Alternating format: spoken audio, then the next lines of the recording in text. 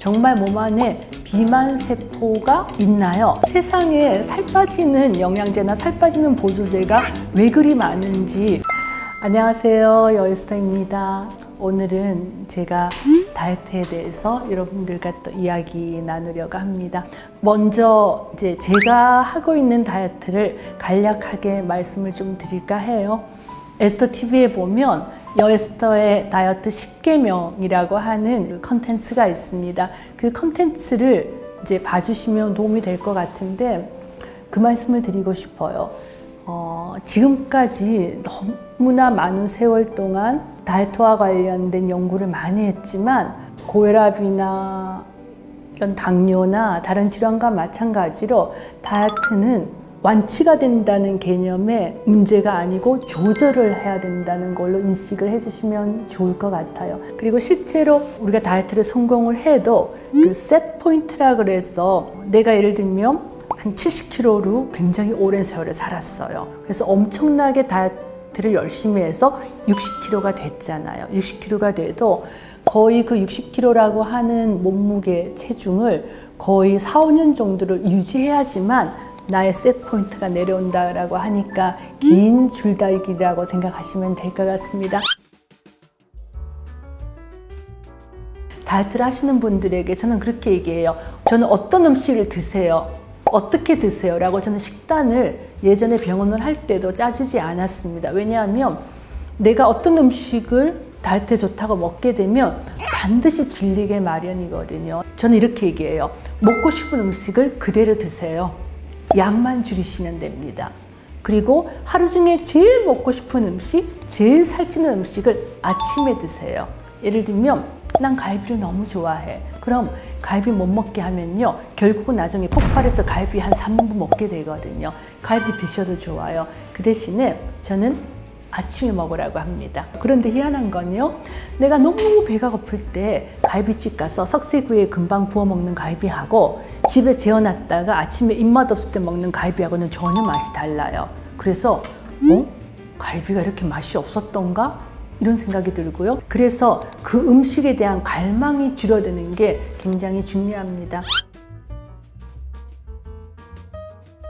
네, 약간 천연으로 가지고 있는 과일 속에 당도 과당이고 첨가한 당도 과당입니다. 그래서 당분은 1g당 4칼로리 내는 건 똑같으니까 천연으로 들어있는 당이라 하더라도 실제로 다이어트를 하시는 분들은 과일을 많이 드시지 않는 게 좋습니다.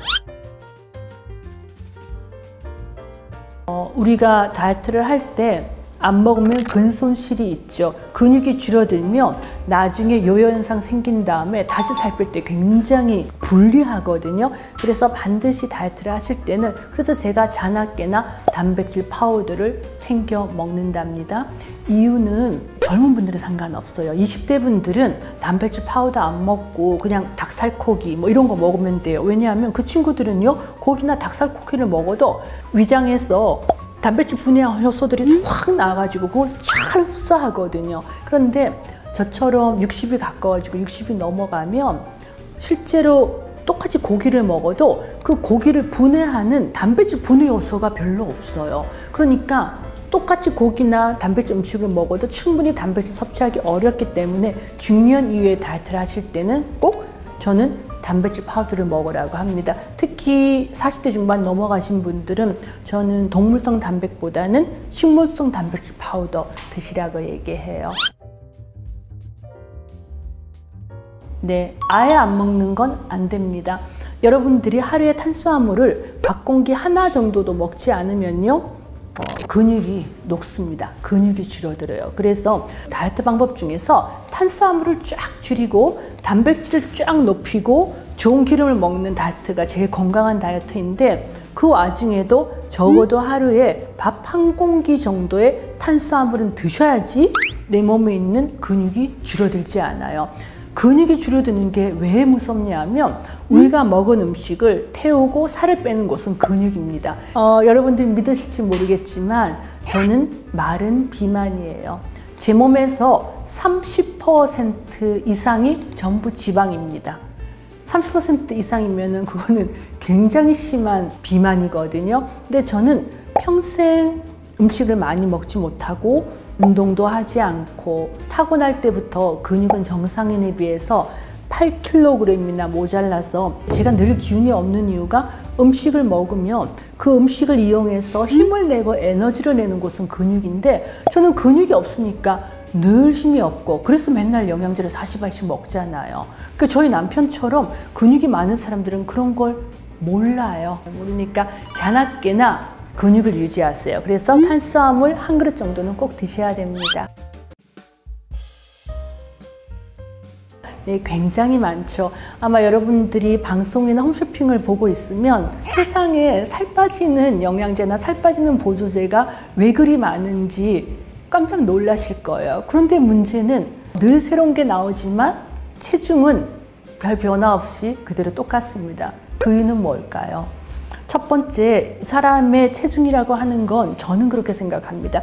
체질이라고 하는 게 있어서 똑같이 먹어도 이게 흡수가 되는 정도도 다르고, 두 번째는 우리 몸 안에서 식욕을 조절하는 우리 장이나 뇌 호르몬이 나오는 것도 다르고, 그리고 지방의 대사도 체질에 따라 굉장히 다르다는 겁니다. 그래서 사실은 이 다이어트와 관련해서는 저는 유전적인 게 분명히 있다고 생각하고, 그럼에도 불구하고 노력을 해야 되는데, 지금 얘기하는 가르시니아 캄보지아가 체지방의 산화에 도움이 된다라고 해도요, 내가 먹어버리면 아무런 소용이 없다라는 겁니다. 그러니까 그게 가르시아 캄보지아든 아니면 다른 성분이든 이 비만과 관련된 보조제들은 정말 보조제일 뿐, 정말 다이어트를 원하시는 경우는 먹는 걸 줄이는 수밖에는 없어요. 근데 한 가지, 그러니까 영양과 관련된 것 중에서 비만에 도움되는 한 가지의 영양 보조제만 고를 수 있다고 한다면 저는 파제올라민이라고 해서 흰 강낭콩 추출물 제제를 선택할 거예요. 그 이유는 흰 강낭콩 추출물 성분인 파제올라민은 예전에 아카보즈라고 하는 당뇨약의 원료이기도 했었죠. 근데 지금은 그 아카보즈라고 하는 약 자체를 당뇨에서 쓰지 않습니다. 왜냐하면 당뇨약으로 쓰기에는 너무 효과가 약한 거예요.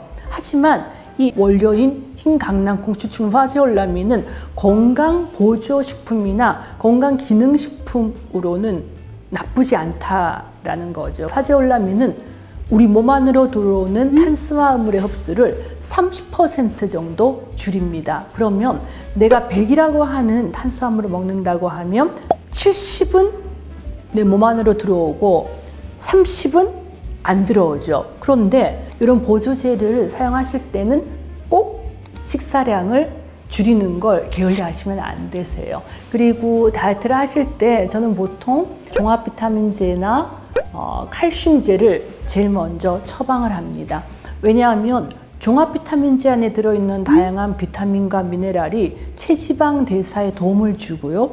우리가 다이어트를 하면 기운이 없고 적게 먹으니까 운동하기가 굉장히 힘이 들어요. 그럴 때 종합 비타민제, 특히 비타민 B군이 많이 들어있는 종합 비타민제를 먹으면 이게 활력을 주기 때문에 운동할 수 있는 그런 기가 생기는 거죠. 그리고 두 번째는 칼슘은 우리 몸 안으로 들어오는 지방과 손을 잡고 몸 밖으로 나가는 역할을 합니다. 특히나 다이어트를 하게 되면 젊은 여성이라고 하더라도 골밀도가, 우리가 살이 쪄서 좋은 유일한 질환이 골다공증이거든요.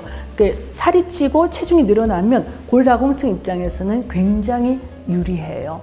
그런데 다이어트를 하게 되면 골밀도가 줄어들기 때문에 저는 보통 다이어트를 할 때 흰 강낭콩 추출물, 종합 비타민제, 칼슘제 그 정도 드시라고 얘기합니다. 비만이 돼서 얼굴 염증이 많이 생겼다기보다는 살찌는 이유가 음식 중에서 탄수화물이나 뭐 기름진 포화지방 이런 것들이 이제 뭐 얼굴에 염증을 일으킬 수 있거든요. 그럴 때는 그런 음식을 줄이시고, 염증이 탁 생기시면 저는 종합 비타민제, 감마리놀렌산, 거기에 여유가 되시면 프로바이오틱스 3가지 먹게 합니다. 그런데 감마리놀렌산만 먹어도요 상당히 염증이 감소해요. 다만 감마리놀렌산이 눈곱만큼 들어있는, 이제 실제로 감마리놀렌산이 500mg 캡슐이 있어도 그 안에 실제 감마리놀렌산이 뭐 40mg, 50mg 정도 든 거는 효과가 적어요. 그런 경우는 6알 먹어야 되고, 한 알 안에 그래서 저는 240ml 정도 들어있는 걸 먹고 있습니다. 네.